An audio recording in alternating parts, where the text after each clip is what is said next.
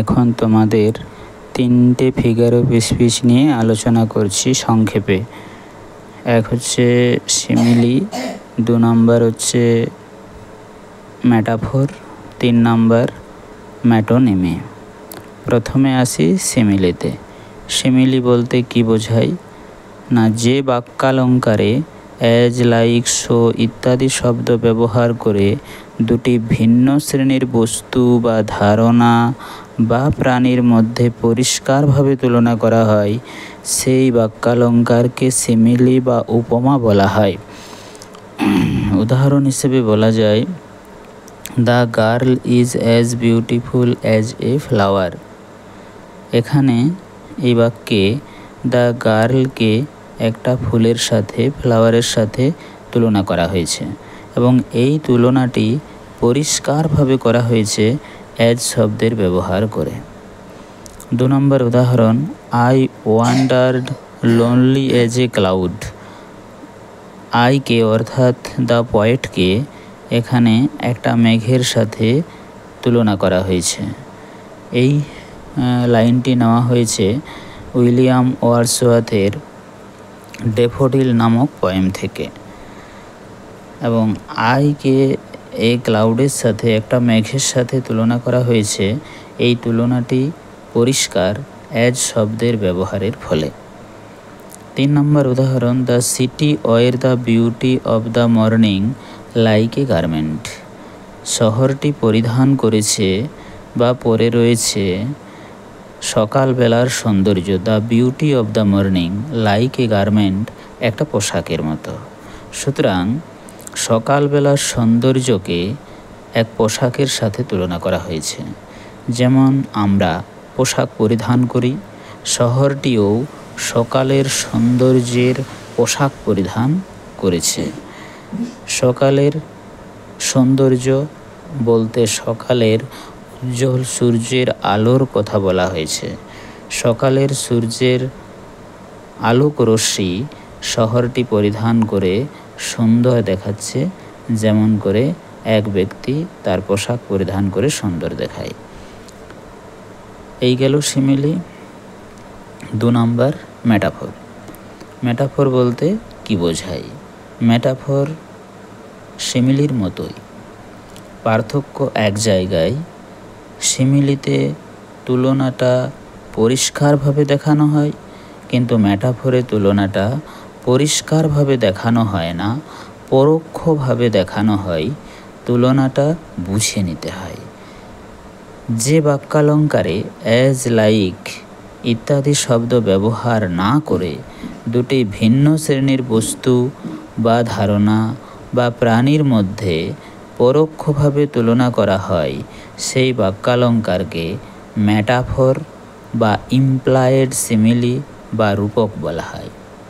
উদাহরণ হিসেবে বলা যায়, the sea is a hungry dog. এই লাইনটি নেওয়া হয়েছে জেমস রিভসের লেখা দ্য সি নামক কবিতা থেকে।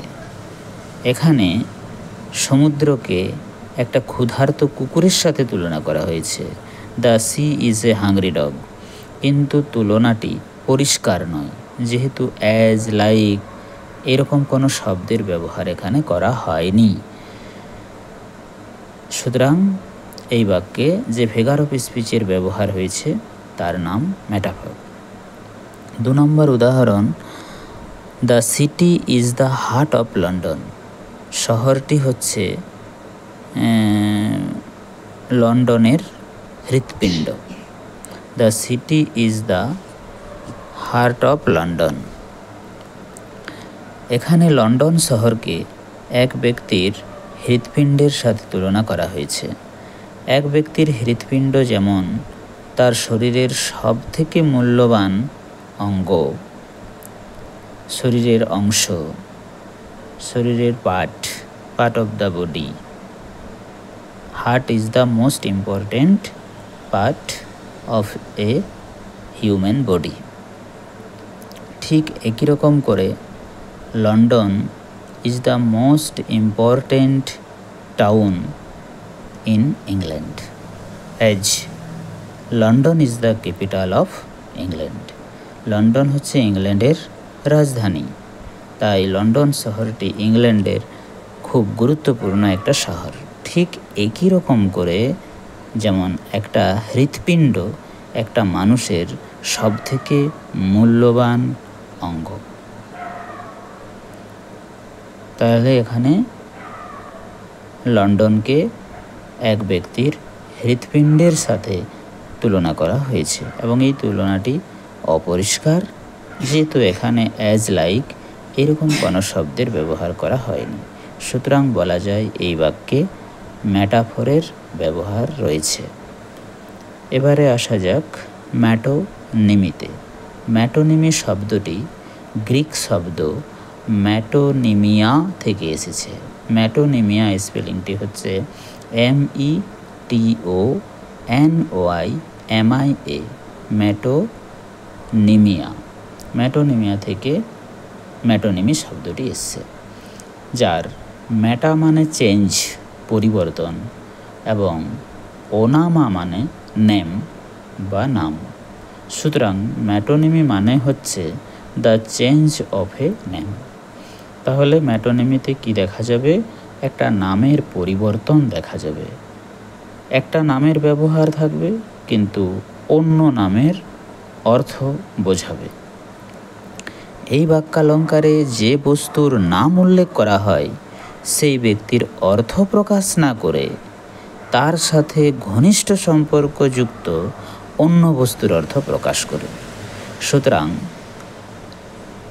যে বাক্যালঙ্কারে উল্লিখিত বস্তু তার নিজের অর্থ প্রকাশ না করে তার সাথে ঘনিষ্ঠ সম্পর্কযুক্ত অন্য বস্তুর অর্থ প্রকাশ করে সেই বাক্যালঙ্কারকে ম্যাটোনিমি বলা হয়। উদাহরণ হিসেবে বলা যায়, the very houses seem asleep. Here houses refers to the persons who live in the houses. এখানে বাড়ি সমূহ বলতে কি বোঝাচ্ছে না, বাড়িসমূহের মধ্যে বসবাসকারী ব্যক্তিদেরকে বোঝাচ্ছে। We find a close relation between houses named and the ইনহেবিটেন্টস mint. তাহলে আমরা এখানে এই বাক্যে কি দেখতে পাচ্ছি না, বাড়ি যার উল্লেখ করা হয়েছে এবং বাড়িতে বসবাসকারী ব্যক্তি যাদের অর্থ করা হয়েছে, এই দুটো বস্তুর মধ্যে একটা ঘনিষ্ঠ সম্পর্ক রয়েছে। বাড়ি এবং বাড়িতে বসবাসকারী ব্যক্তির মধ্যে একটা ঘনিষ্ঠ সম্পর্ক থাকে। এই বাক্যে তাহলে কি দেখা গেল না, হাউসেস বলতে হাউসে বসবাসকারী ব্যক্তিদের কথা বলেছে। সুতরাং মিনিংটা কি হচ্ছে যে the inhabitants living in the houses seem asleep, যে বাড়ির মধ্যে বসবাসকারী ব্যক্তিরা মনে হচ্ছে ঘুমোচ্ছে। দ্য পেন ইজ মাইটার, 2 নম্বর উদাহরণ, the pen is mightier than the sword. কলম হচ্ছে তরবারির চেয়েও বেশি শক্তিশালী। এখানে দ্য পেন বলতে দ্য রাইটার অর্থাৎ লেখককে বোঝানো হয়েছে, অ্যান্ড দ্য সোর্ড বলতে দ্য ফাইটার অর্থাৎ যোদ্ধাকে বোঝানো হয়েছে।